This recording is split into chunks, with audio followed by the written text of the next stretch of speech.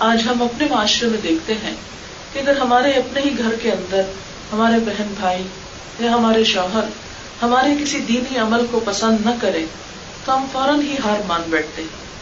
آج تو بلکہ حال یہ ہو گیا ہے کہ اسلام پر عمل کرنے میں سب سے پہلی مخالفت گھروں سے ہی شروع ہوتی ہے.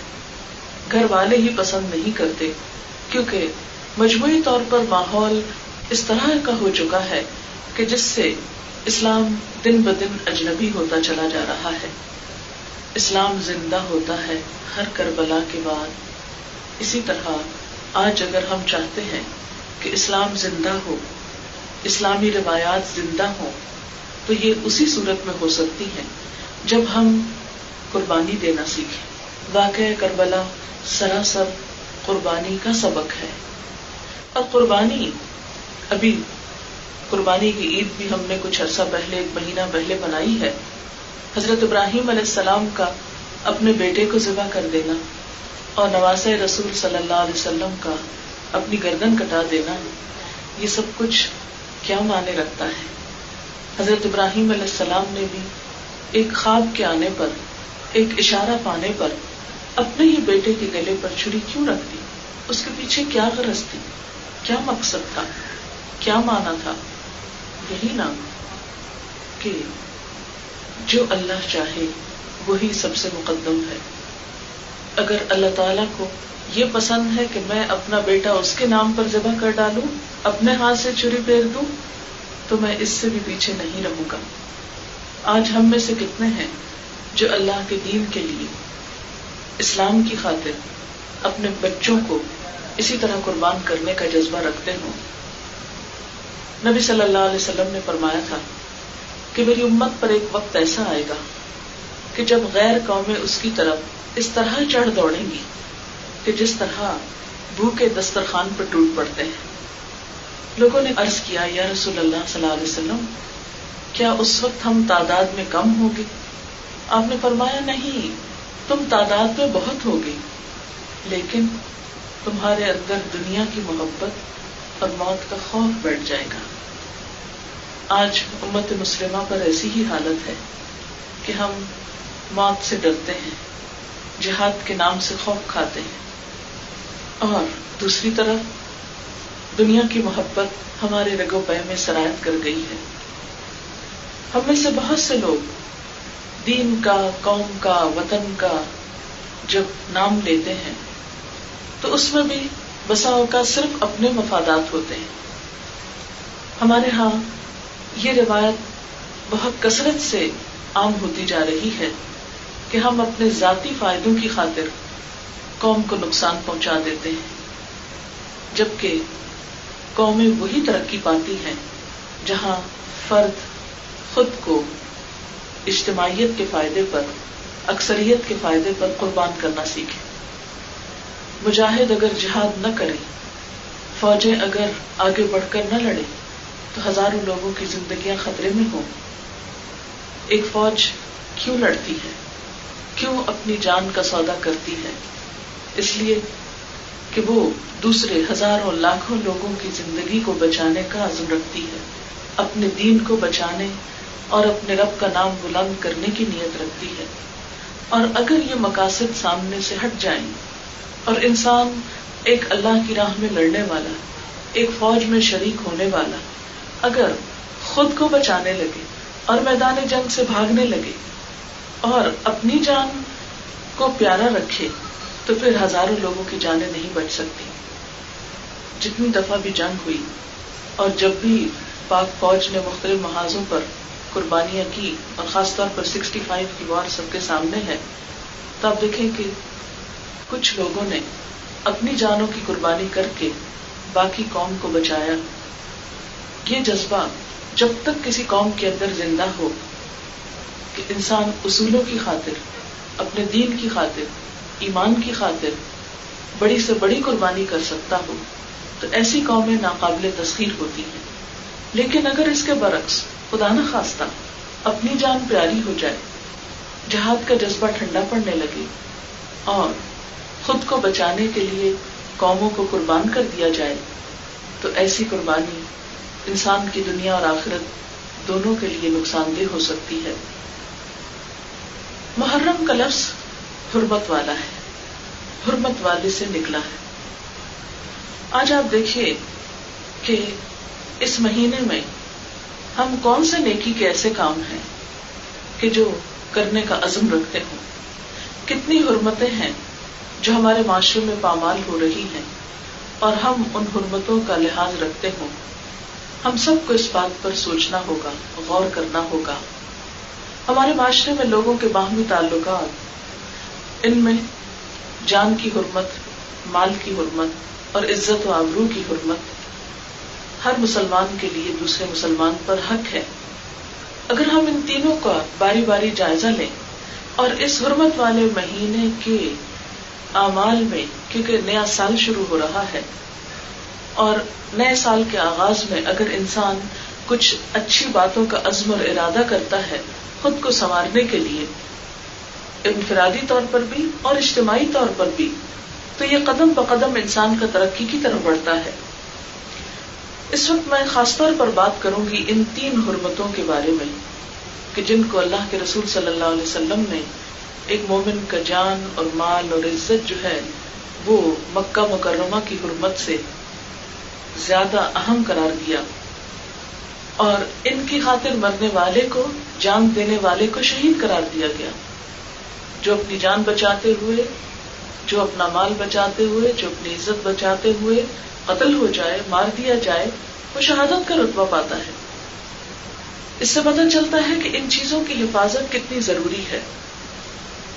آپ دیکھیے کہ جہاں تک جان کی حرمت کا تعلق ہے، کس قدر افسوس کے ساتھ کہنا پڑتا ہے کہ ہم مسلمانوں کے اندر بہت سے قتل کے واقعات اس طرح دکھائی دیتی۔ کسی دن کا کوئی اخبار لے لیجیے، ہاں اردو کا لے لیجیے، انگریزی کا لے لیجیے، عید کے دن کا لے لیجیے یا رمضان کے پورے مہینے کا لے لیجیے یا محرم کا لے لیجیے، کہیں کا بھی لے لیجیے، کوئی دن ایسا نہیں پائیں گے سال کے 365 دنوں میں سے کہ جب کوئی نہ کوئی شخص بے گناہ قتل نہ ہو ہمارے ملک کے اندر۔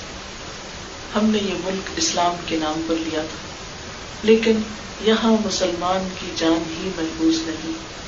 مسلمان کا خون اس طرح بہا دیتا ہے گویا کچھ مسئلہ ہی نہ ہو، یا کسی جانور یا کسی بکرے کو ذبح کرنا ہو، وہ بھی انسان کسی موقع اور کسی فائدے اور کسی ضرورت کے لیے کرتا ہے، لیکن انسان کو مار کر انسان کیا حاصل کرتا ہے؟ ہمیشہ کا نقصان کر دیتا ہے۔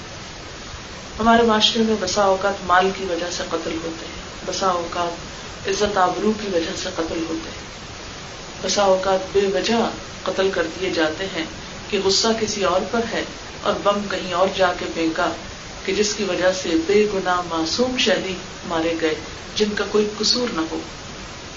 اور پھر آپ دیکھیے کہ ہم نے ہندوؤں سے یہ ملک جو الگ لیا تھا، کس لیے؟ اس کا نام کیا رکھا؟ اسلامی جمہوریہ پاکستان۔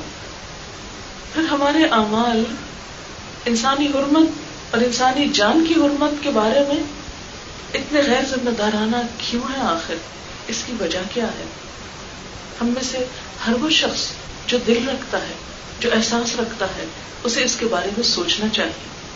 اور اسی میں آپ دیکھیے کہ بے شمار خواتین سال کے دوران بے وجہ موت کے گھاٹ اتار دی جاتی۔ بہت سے چولہا پھٹنے کے واقعات آپ سنتے ہیں کہ جو دراصل چولہا نہیں پھٹا ہوتا، وہ تیل پھینک کر مار دیا جاتا ہے، جلا دیا جاتا ہے۔ کل پرسوں میں ایک اخبار کی کٹنگ پڑھ رہی تھی، شیخ پورہ کے نزدیک ایک گاؤں میں ایک 16 سالہ بچی جو اسکول کی طالبہ بھی تھی اور اس کے ساتھ حافظ قرآن بھی تھی، اپنے گھر میں تنہا تھی کہ اتنے میں کوئی گنڈا آیا اور اس نے اس کے ساتھ زیادتی کرنے کی کوشش کی۔ جب اس نے ریزسٹ کیا، مزاحمت کی اور اپنے آپ کو بچایا تو اس نے اس پر تیل پھینک کر اس کو جلا دیا۔ جلی ہوئی حالت میں ہسپتال کے اندر آہیں بھرتی رہی، دلدوز چیخیں مارتی رہی، اور کسی طرح اس نے اخبار کے ایک کالم نویس کو خط لکھا اور اس میں بہت سی فریادیں کہ جنہیں پڑھ کر آنسو کنٹرول نہیں کر سکتا انسان، اور اس نے مجرم کا نام بھی لکھا اس بچی نے کیونکہ وہ اس کو پہچانتی تھی، سب کچھ بتایا، لیکن ہسپتال میں وہ کراتی ہوئی مر بھی گئی، اور جب بعد میں پتا چلا کہ اس ہسپتال سے اس کا ریکارڈ، اس کے کاغذات، اس کی بیماری، اس کی موت، سب کچھ غائب کر دیا گیا. یہ سب کچھ کیا ہماری بے حسی کی علامت نہیں ہے؟ انسان تو جانوروں سے بھی گر گیا کہ جب وہ اس قسم کی حرکات کرتا ہے. پھر اسی طرح بے شمار واقعات. آج ہی مجھے کسی نے لکھ کر بھیجا کہ انہوں نے اپنے فرسٹ کزن کا واقعہ لکھا کہ وہ اچانک جل گیا، اور اس جلنے نے اس کے اوپر اتنا شدید نفسیاتی اثر ڈالا کہ جب وہ زخم ہیل بھی ہو گئے تو بعد میں وہ ہر وقت کہتا تھا میں جل رہا ہوں، میں جل رہا ہوں. یعنی اس کو جلنے کا جو خوف تھا وہ اس کے دماغ سے نہیں جاتا تھا. تو ماں باپ بھی اس سے تنگ ہو گئے. انہوں نے ایک اپارٹمنٹ لے لیا اس کو الگ سے، کہ جس میں اس نے ایک دن خودکشی کر لی.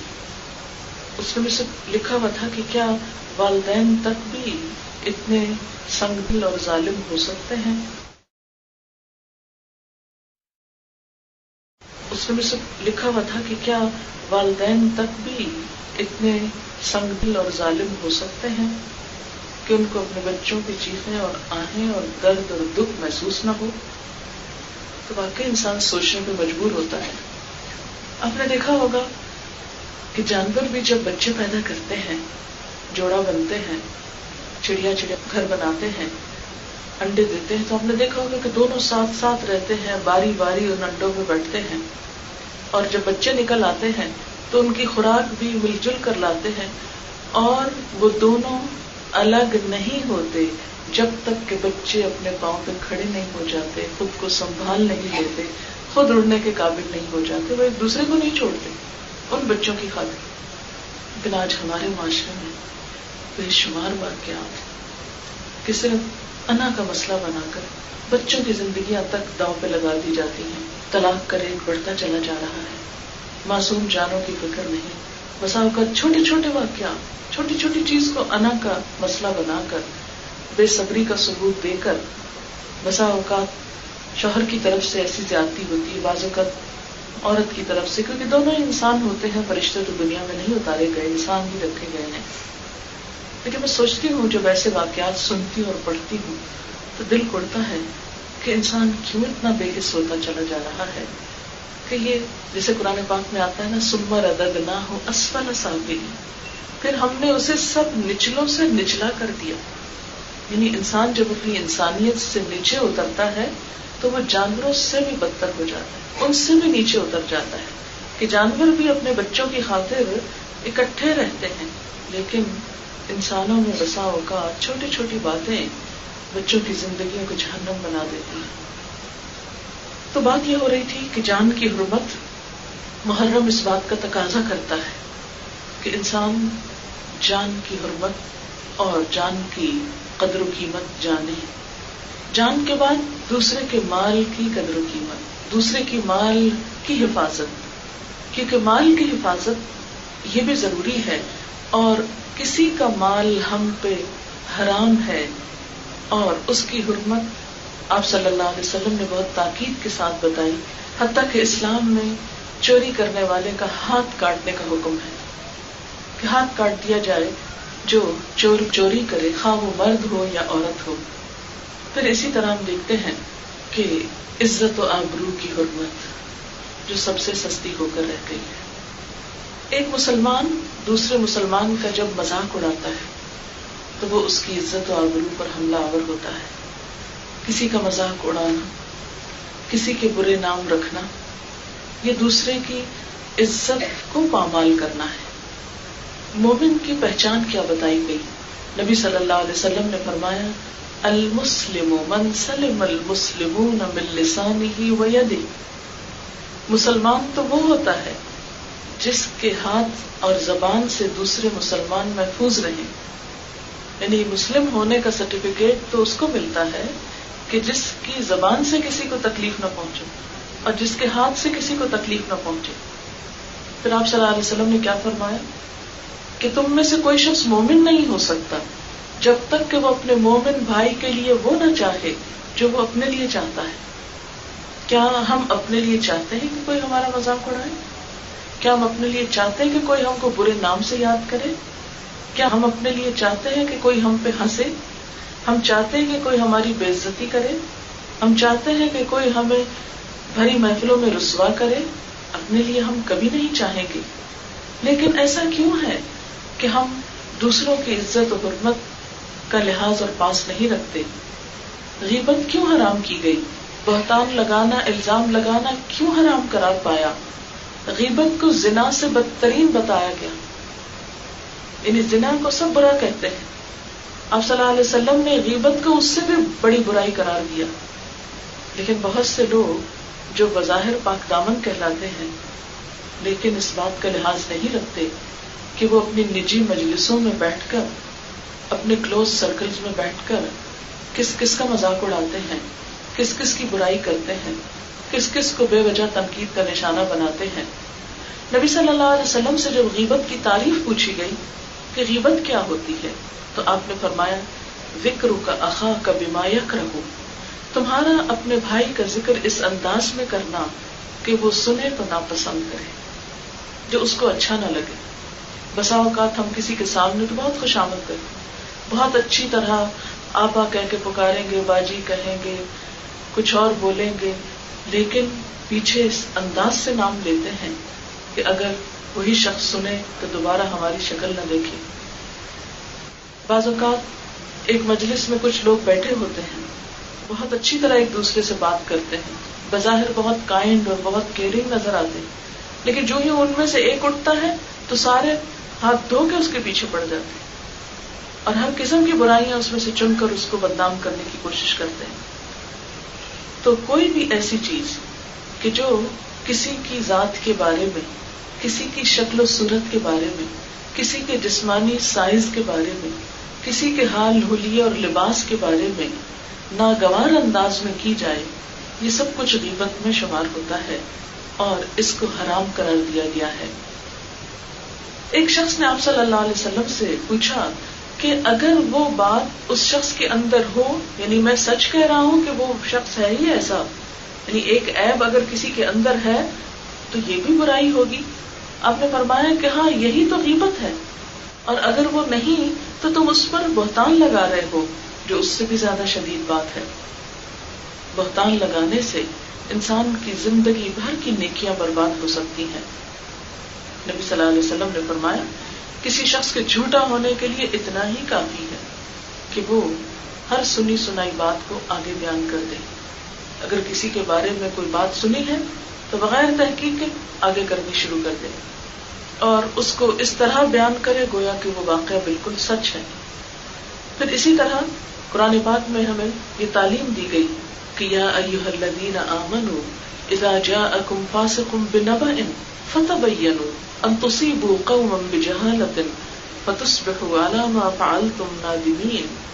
اے لوگو جو ایمان لائے ہو، جب کوئی فاسق تمہارے پاس کوئی خبر لے کر آئے تو اس کی تحقیق کر لیا کرو، کہیں ایسا نہ ہو کہ لا علمی میں تم کسی قوم پر جا پڑو، حملہ آور ہو جاؤ، پھر اپنے کیے پہ تم پشیمان ہو. یعنی کوئی ایسی بات اس وقت تک زبان سے نہیں نکالنی چاہیے، کسی کے خلاف ایسی کوئی کارروائی نہیں کرنی چاہیے کہ جب تک انسان اس کی تحقیق نہ کر لے، اور خاص طور پر ایسی بات کہ جس سے کسی پر الزام آ رہا ہو. مثلا آپ کے پاس کوئی شخص آیا، اس نے کسی کے بارے میں کوئی ناروا بات کی. مثلا ناروا باتوں میں کیا، تم جانتے ہو فلاں شخص اتنا بڑا غبن کر گیا. کہتے اچھا کر گیا، کوئی تحقیق نہیں کرتے، کچھ نہیں پوچھتے. اب کیا کرتے ہیں، کسی اور کو ٹیلی فون کھٹکا دیتے ہیں. تمہیں پتہ ہے فلاں شخص نے ایسا غبن کر لیا، اور وہاں سے ایک تیسرے تک بات پہنچ جاتی اور حقیقت اس کی کچھ بھی نہیں ہوتی.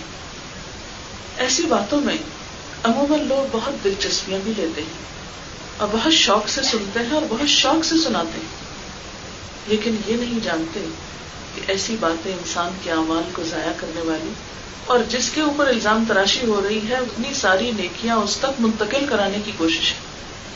اسی لیے کسی نے کہا تھا کہ اگر کبھی غیبت کرو تو اپنی ماں ہی کی کرنا، کیونکہ تمہاری نیکیوں کی سب سے زیادہ وہ محتاج ہے. غیبت کرنے سے انسان کی اپنی نیکیاں اس شخص کو مل جاتی ہیں جس کی انسان غیبت کرتا ہے، پیٹھ پیچھے جس کی برائی کرتا ہے.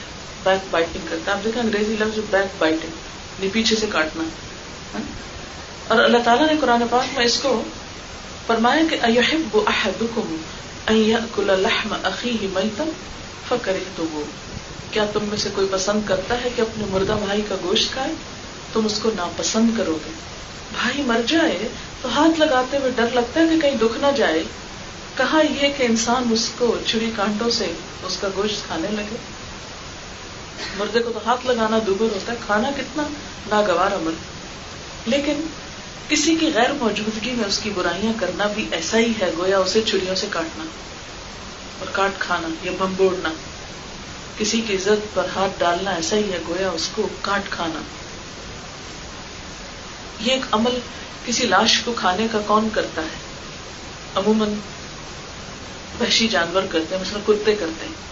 اسی لیے ایک حدیث میں آتا ہے کہ قیامت کے دن دوسروں کی برائیاں کرنے والے، تانے دینے والے، عیب جوئی کرنے والے قیامت کے روز کتوں کی شکل میں اٹھائے جائیں گے. یعنی ہوں گے انسان لیکن ان کی شکلیں کتوں جیسی بن جائیں گی. کیوں؟ اس لیے کہ کتے یہ کام کرتے ہیں نا. کو مردار دیکھا تو اس کو کھانے لگ گئے، یہ نہ دیکھا کہ کس کا ہے. لیکن انسان جب اپنے ہی بہن بھائیوں، اپنے ہی رشتہ داروں، اپنے ہی دوستوں، اپنے ہی مسلمانوں کی برائیاں کرنے لگتا ہے تو یہ کس قدر ناگوار، ناپسندیدہ اور اللہ تعالیٰ کے ہاں ایک ایسا فعل ہے کہ جسے کسی قیمت پر بھی برداشت نہیں کیا جا سکتا. محرم حرام کیا گیا لفظی معنی ہے، محرم حرام کیا گیا، یعنی کیا